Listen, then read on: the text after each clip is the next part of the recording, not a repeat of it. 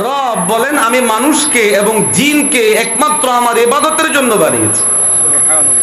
আর যদি ইবাদত মানে শুধু নামাজ হয়, ইবাদত মানে শুধু রোজা হয়, ইবাদত মানে যদি শুধু হজ হয়, ও ভাই আপনি আমি নামাজ তো 24 ঘন্টার মধ্যে 1 ঘন্টা না হয় পড়ি, 5 ওয়াক্ত নামাজ, রোজা বছরে 1টি মাস রাখি। আল্লাহ বলেন শুধুই ইবাদতের জন্য বানালাম, ইবাদত মানে নামাজ, ইবাদত মানে রোজা। তাহলে আল্লাহ বলেন শুধু ইবাদত করবে এই জন্য বানালাম। তো আল্লাহ যে বিধান দিলেন এই বিধানগুলো তো সাময়িক, সময়ে সময়ে আমরা পালন করি, বাকি সময়গুলোতে তো ইবাদত নাই। তো বাকি সময়গুলো আমাদের কোন দিকে যাবে? এর সহজ উত্তর হলো আপনি আমি যেই সীমাবদ্ধ দৃষ্টিতে তাকাই, আমার শুধু নামাজ ইবাদত, আমার শুধু রোজা ইবাদত, না না, নামাজের পর আমি যে রাস্তায় বের হচ্ছি আয় উপার্জনের জন্য, এটাও ইবাদতের পার্ট। যদি আল্লাহর বিধান মেনে নবীর তরিকা মেনে করতে পারি, আপনি আমি যে ঘুমাই এটা আমার 24 ঘন্টার একটা পার্ট। যদি আল্লাহর বিধান মেনে নবীর নির্দেশনা মেনে পালন করতে পারি, এটাও আমার ইবাদত। আপনি তখন মিলালে দেখবেন আল্লাহ বলেছেন শুধুই ইবাদতের জন্য বানিয়েছি। আর আপনি যখন আপনার 24 ঘন্টার কাজগুলোকে আল্লাহর নির্দেশনা মেনে পালন করবেন, তখন দেখবেন যে হ্যাঁ হ্যাঁ আমার সবগুলোই ইবাদত, সবগুলোই ধর্মের কাজ, সবগুলোই ধর্মীয় কাজ। আওয়াজ দিয়ে বলে ঠিক না বেঠিক? আমরা এমন একজন মহামানবকে আমাদের নবী হিসেবে পেয়েছি, যেই মহামানবকে আল্লাহ সর্ব ধরনের সিফাত তথা গুণাবলী দ্বারা গুণান্বিত করেছে। মানব জীবনে উদ্ভূত যাবতীয় সমস্যাগুলোর কার্যত সমাধান নবীজি মুহাম্মদুর রাসূলুল্লাহ সাল্লাল্লাহু আলাইহি ওয়াসাল্লামের জীবন আচারের মধ্যে আল্লাহ রেখে দিয়েছে। মানুষ যে কোনো কাজ করার জন্য প্রথমত লাগে থিওরি, নিয়ম নীতি পদ্ধতি। দ্বিতীয় নাম্বার প্রয়োজন হয় ওই থিওরির বাস্তবায়ন বা প্র্যাকটিস। আল্লাহ রব্বুল আলামিন আমাদের নবীজির জীবনটাকে এত চমৎকার ভাবে সাজিয়েছেন, নবীজির জীবন এত চমৎকার ভাবে সুসজ্জিত, যদি কেউ থিওরি খোঁজে নবীর জীবনের মধ্যে সে সেটা পাবে। যদি কেউ প্র্যাকটিক্যালি জানতে চায়, বুঝতে চায়, নিজেও সেটা করার জন্য খুঁজতে চায় যে এটা আমি কিভাবে বাস্তবায়ন করব, আবার নবীর জীবনের মধ্যেও প্রত্যেকটা জিনিসের পুঙ্খানু সমাধান আমার আল্লাহ রেখে দিয়েছে। আরো আসতে বলেন সুবহানাল্লাহ, জোরে বলেন না সুবহানাল্লাহ। তো আমাদের সৌভাগ্য আমরা এমন একজন নবী পেয়েছি, যেই নবী সাল্লাল্লাহু আলাইহি ওয়াসাল্লামের জীবনে, মানব জীবনে উদ্ভূত যাবতীয় সেক্টরের যাবতীয় সমস্যার সমাধান আল্লাহ থিওরিক্যালও দিয়েছেন, প্র্যাকটিক্যালও দিয়েছেন। যদি কেউ চায় যে আমি সমাধান নিব, সমাধান খুঁজব, আল্লাহ সেখানে সমাধান রেখে দিয়েছেন। এটা যেমন আমাদের সৌভাগ্য। দুর্ভাগ্য হলো এই, আমরা আমাদের নবীকে খণ্ডিত ও আংশিকভাবে উপস্থাপন করে অভ্যস্ত, বাস্তবায়ন করে অভ্যস্ত, ধারণ করে অভ্যস্ত। ফলে পূর্ণাঙ্গ নবীর, পূর্ণাঙ্গ ইসলামের পূর্ণাঙ্গ রূপ আমাদের সামনে পরিষ্কার না হয়ে আংশিক খণ্ডিত জিনিসগুলো আমরা ধারণ করি, পালন করি, বাস্তবায়ন করি। আমি যেখানে আছি আমি সেটাকেই মনে করি এটাই একমাত্র ঠিক, এর বাহিরের গুলোকে আমি গুরুত্বহীন মনে করি। আমি যেটা ধারণ করি এর বাহিরে মনে আর কিচ্ছু নাই, আমি যেটা পালন করি এর বাহিরে মনে হয় আর কিচ্ছু নাই। এভাবে আমরা আংশিক উপস্থাপনও করি, আংশিক ধারণও করি, আংশিক পালনও করি। ফলে আমাদের দিন পালনটাও হয় আংশিক, এবং আমাদের জাগতিক যে জিনিসগুলো আছে সেগুলো হয় খণ্ডিত এবং আংশিক। রাসূলুল্লাহ সাল্লাল্লাহু আলাইহি ওয়াসাল্লামের জীবনের একটা বড় অধ্যায় ছিল দাওয়াহ ইলাল্লাহ। কালামুল্লাহের মধ্যে আল্লাহ রাসূলুল্লাহ সাল্লাল্লাহু আলাইহি ওয়াসাল্লামের সেই দাওয়াহের অংশটুকু উল্লেখ করেছে। নবীজির যেই সমস্ত সিফাতগুলো আছে, সিফাতি নামগুলো আছে, এর মধ্যে একটা এটাও ওয়াদাইয়ান ইলাল্লাহ, তিনি একজন দাঈ। তাহলে দাওয়া আমার নবীর জীবনের একটা পার্ট, একটা অংশ, তবে এটাই গোটা জীবন না। রাসূলুল্লাহ সাল্লাল্লাহু আলাইহি ওয়াসাল্লামের জীবনের একটা পার্ট তালিম, তবে এটাই গোটা জীবন না।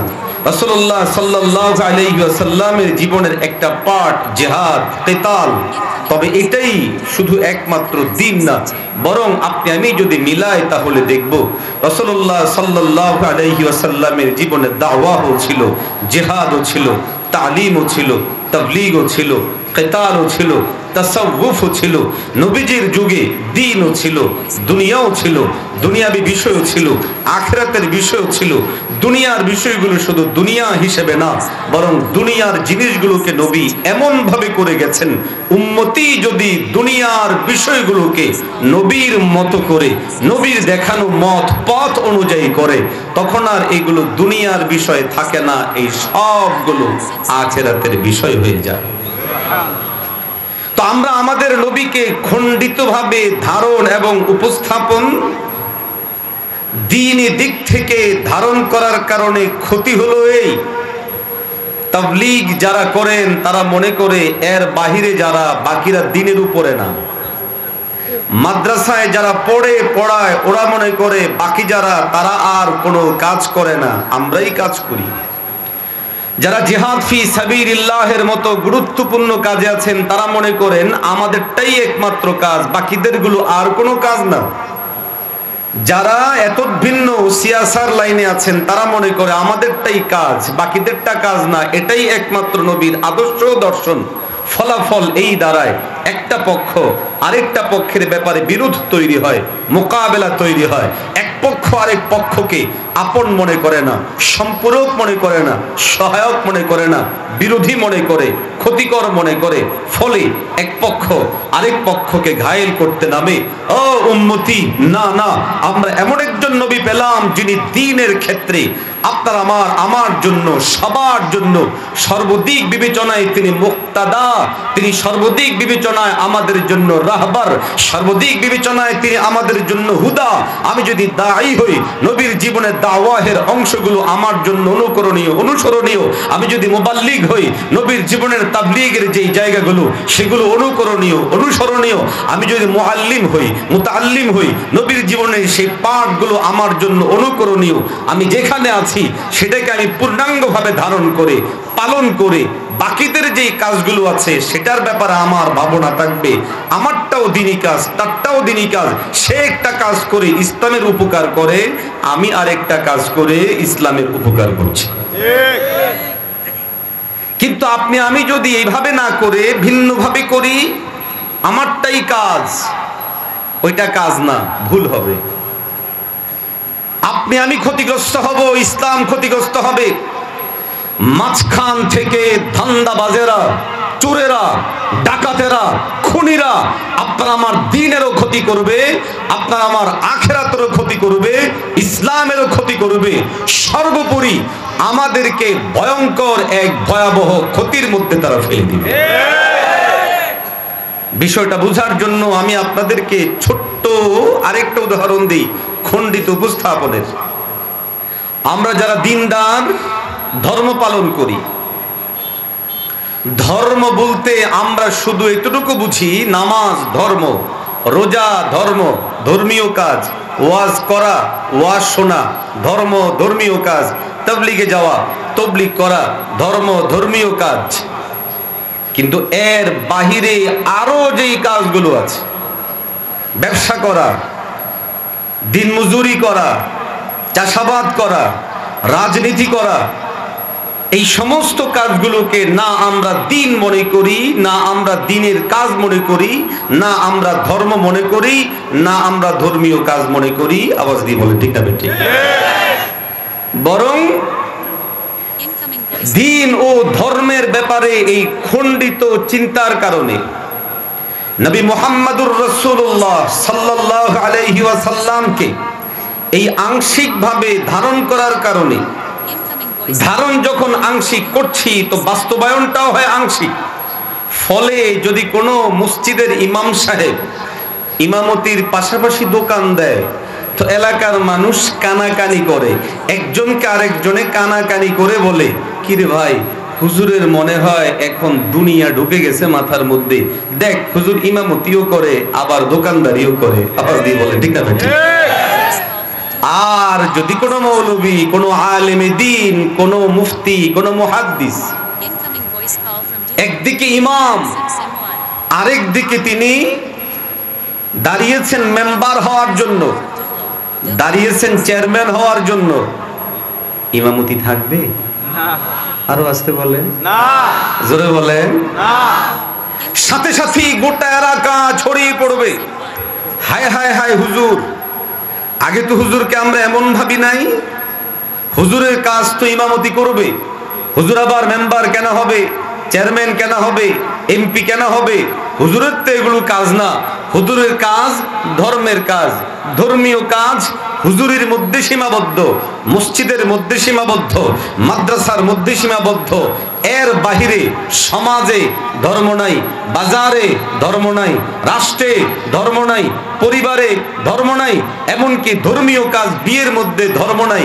এভাবে করে পরে কতিপয় ধান্দাবাজেরা, পাক্কা মুনাফিকরা ধর্মকে কর্ম থেকে আলাদা করে দিয়ে মিল্লাতে মুসলিমার জেগে ওঠার বিপ্লবী স্বপ্নকে একের পর এক নিঃশেষ করে দেওয়ার ষড়যন্ত্র পাকাতে।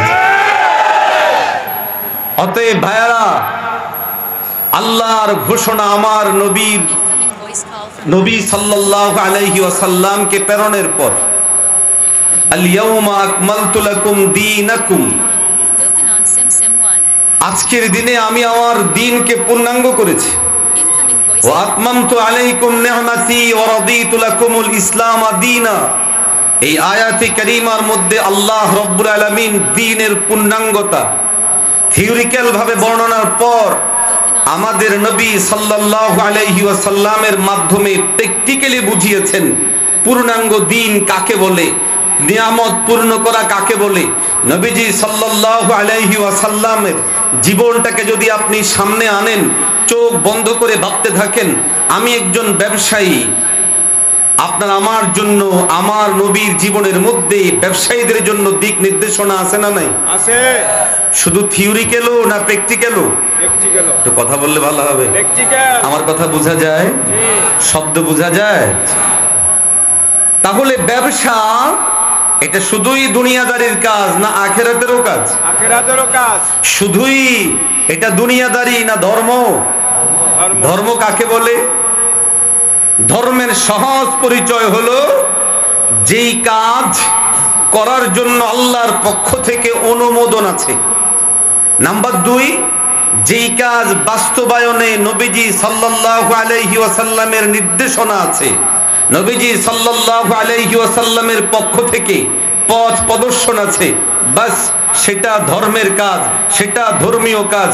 অতএব খাবার খাওয়া মানুষের অভ্যাসগত স্বভাবগত কাজ, হিন্দু খায়, বৌদ্ধ খায়, খ্রিস্টানেরাও খায়, নাস্তিকেও খায়, কিন্তু আপনার আমার খাদ্য গ্রহণ আর তাদের খাদ্য গ্রহণ এক না। আপনার আমার খাদ্য গ্রহণ শুধু খাদ্য গ্রহণ না, এটা ধর্ম, এটা ধর্মীয় কাজ, এটা ইবাদত। কখন? যদি আমি খাদ্য গ্রহণ করি এই মনে করি এই খাবার আমার মালিক আমাকে দিয়েছেন, খাদ্য গ্রহণের শুকরানা আদায় করলাম। নাম্বার 2, এই খাদ্য গ্রহণে আমি আমার নবীর সুন্নাহকে অনুসরণ করলাম। ওলামারা আছেন এই কথার স্বীকৃতি দিতে বাধ্য, হিন্দুর খাদ্য, বৌদ্ধর খাদ্য, খ্রিস্টানের খাদ্য আর আপনার খাদ্য গ্রহণ, আমার খাদ্য গ্রহণ এক না। যদি আল্লাহর আদেশ মেনে, নবীর তরিকা মেনে খাবার গ্রহণ করা হয়, এই খাবারটা শুধু খাবার গ্রহণ নয়, এটা ধর্ম হবে, এটা ইবাদত হবে। সবাই ঘুমায়, আপনি আমিও ঘুমাই, অন্যদের ঘুম আমাদের ঘুমের ভিন্নতা আছে। সেই ভিন্নতা হলো এই, তাদের ঘুম শুধুই ঘুম, আর আমাদের ঘুমে আমরা যখন আল্লাহর নির্দেশনা মেনে, নবীর সুন্নাহ মেনে ঘুমাবো, তখন তাদের ঘুম আমাদের ঘুম পার্থক্য হবে। ও ভাই, ঘুমকে যদি ইবাদত মনে করি, তখন মোবাইল হাতে নিয়ে উলট পালট কোনো জিনিস দেখতে দেখতে আমি ঘুমাবো না, বরং নবীর দেখিয়ে দেওয়া মত ও পথ সুন্নাহকে পালন করে ঘুমাবো। আমি যদি খাবারকে ইবাদত মনে করি, তাহলে খাবার খাইতে গিয়া আরেকজন থেকে জোর করে খাবো না, হারাম জিনিস খাবো না, যাচ্ছে তাই কিছু খাবো না। আপনার আমার মনের মধ্যে আসবে আমার খাবার ইবাদত, যাচ্ছে তাই ভাবে করা যাবে না। এই খাবার গ্রহণে আমি আমার আল্লাহর বিধান মানতে বাধ্য, আমি আমার নবীর তরিকা মানতে বাধ্য। আপনি আমি যখন আল্লাহর বিধান মানব, নবীর তরিকা মানব, এই খাদ্য গ্রহণ শুধু খাদ্য গ্রহণ না, ইবাদত হবে। ঠিক তেমনি ভাবে মানব জীবনের প্রত্যেকটা কাজ যদি উম্মতে মুসলিমার মুসলমানেরা এইভাবে খেয়াল করে করে আল্লাহর বিধান কি, নবীর তরিকা কি, ইসলামের নির্দেশনা কি, তখন এই সব কাজগুলো হয়ে যাবে ইবাদত, সব কাজগুলো হবে ধর্মীয় কাজ। আওয়াজ দিয়ে কোন ঠিক না বেঠিক? আপনাদের প্রশ্ন হতে পারে যে হুজুর আপনি সব কিছুকে ধর্ম বানাইতে এরকম ব্যস্ত হয়ে পড়লেন কেন? আমি ব্যস্ত হয়ে পড়েছি এই জন্য আমার মালিক পরিষ্কার ভাবে কালামুল্লাহের মধ্যে বলেছেন, ওয়ামা খালাকতুল জিন্না ওয়াল ইনসা ইল্লা লিয়াবুদুন। রব বলেন আমি মানুষকে এবং জিনকে একমাত্র আমার ইবাদতের জন্য বানিয়েছি। আর যদি ইবাদত মানে শুধু নামাজ হয়, ইবাদত মানে শুধু রোজা হয়, ইবাদত মানে যদি শুধু হজ হয়, ও ভাই আপনি আমি নামাজ তো 24 ঘন্টার মধ্যে 1 ঘন্টা না হয় পড়ি, 5 ওয়াক্ত নামাজ, রোজা বছরে 1টি মাস রাখি। আল্লাহ বলেন শুধুই ইবাদতের জন্য বানালাম, ইবাদত মানে নামাজ, ইবাদত মানে রোজা। তাহলে আল্লাহ বলেন শুধু ইবাদত করবে এই জন্য বানালাম। তো আল্লাহ যে বিধান দিলেন এই বিধানগুলো তো সাময়িক, সময়ে সময়ে আমরা পালন করি, বাকি সময়গুলোতে তো ইবাদত নাই। তো বাকি সময়গুলো আমাদের কোন দিকে যাবে? এর সহজ উত্তর হলো আপনি আমি যেই সীমাবদ্ধ দৃষ্টিতে তাকাই, আমার শুধু নামাজ ইবাদত, আমার শুধু রোজা ইবাদত, না না, নামাজের পর আমি যে রাস্তায় বের হচ্ছি আয় উপার্জনের জন্য, এটাও ইবাদতের পার্ট। যদি আল্লাহর বিধান মেনে নবীর তরিকা মেনে করতে পারি, আপনি আমি যে ঘুমাই এটা আমার 24 ঘন্টার একটা পার্ট। যদি আল্লাহর বিধান মেনে নবীর নির্দেশনা মেনে পালন করতে পারি, এটাও আমার ইবাদত। আপনি তখন মিলালে দেখবেন আল্লাহ বলেছেন শুধুই ইবাদতের জন্য বানিয়েছি। আর আপনি যখন আপনার 24 ঘন্টার কাজগুলোকে আল্লাহর নির্দেশনা মেনে পালন করবেন, তখন দেখবেন যে হ্যাঁ হ্যাঁ আমার সবগুলোই ইবাদত, সবগুলোই ধর্মের কাজ, সবগুলোই ধর্মীয় কাজ। আওয়াজ দিয়ে বলে ঠিক না বেঠিক?